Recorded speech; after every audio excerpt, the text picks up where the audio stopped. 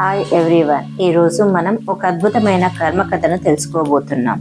మీ జీవితంలో మంచి పనుల ప్రాముఖ్యతను తెలియజేసే ఈ కథ మీకు నచ్చుతుందని ఆశిస్తున్నాను.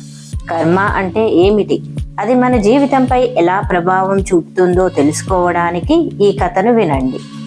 ఒక మామిడి చెట్టుకి చాలా కాయలు ఉన్నాయి. ఒక మనిషి కళ్ళు ఆ కాయని చూశాయి, కానీ కళ్ళు అక్కడి దాకా వెళ్ళి కోయలేవు.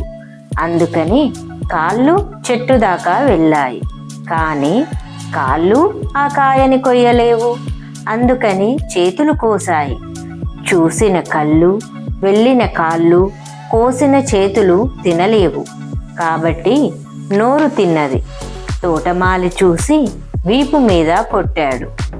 కాయని నోరు తిన్నా దెబ్బలు మాత్రం వీపు తిన్నది. దెబ్బలు తినేసరికి కంట్లో నుంచి నీళ్లు వచ్చాయి. చివరకు ఏమైంది? చూసిన కళ్ళే ఏడ్చాయి. జీవితంలో కూడా అంతే, ఎవరి కర్మని వాళ్ళు అనుభవించాల్సిందే. మన జీవితంలో ఎప్పుడూ మంచిని మాత్రమే చెయ్యండి, ఎందుకంటే అదే మనకు మంచి ఫలితాలను తీసుకువస్తుంది. ఈ కథ మీకు నచ్చిందా? మీరు ఈ కథ నుండి ఏం నేర్చుకున్నారో కామెంట్ సెక్షన్లో చెప్పండి. మన పనులే మన భవిష్యత్తును నిర్ణయిస్తాయి, కాబట్టి ఎప్పుడూ మంచి పనులు చేయండి, మంచిగా జీవించండి. ఇలాంటివే మరిన్ని కథలు తెలుసుకోవడానికి మా ఛానల్ని సబ్స్క్రైబ్ చేయండి.